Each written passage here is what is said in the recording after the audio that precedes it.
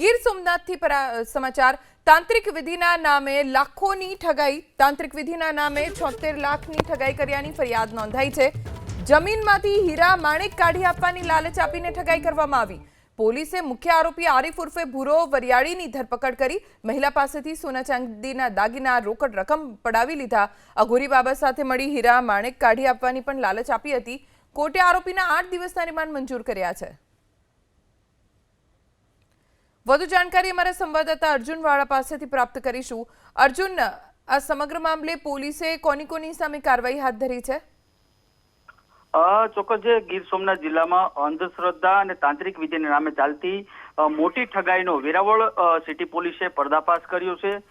ખાસ કરીને તાંત્રિક વિધિ દ્વારા જમીન અને સ્મશાનમાંથી હીરા માણેક તેમજ સોનું કાઢી આપવાની લાલચ આપી હતી અને એક મહિલા પાસેથી કુલ 76.65 લાખની છેતરપિંડી કરવામાં આવી હોવાનું પણ સામે આવ્યું છે।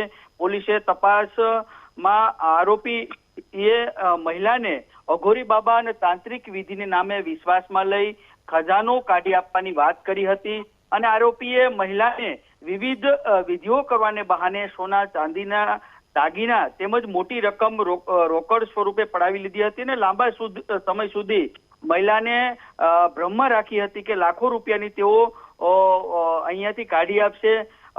સમગ્ર મામલે આ મહિલાએ વેરાવળ સિટી પોલીસમાં ફરિયાદ નોંધાવી છે અને પોલીસે જે મુંબઈ જેલમાં રહેલ એક આરોપીને હાલ તો ઝડપી પાડ્યો છે। જી આભાર અર્જુન, જાણકારી આપવા માટે।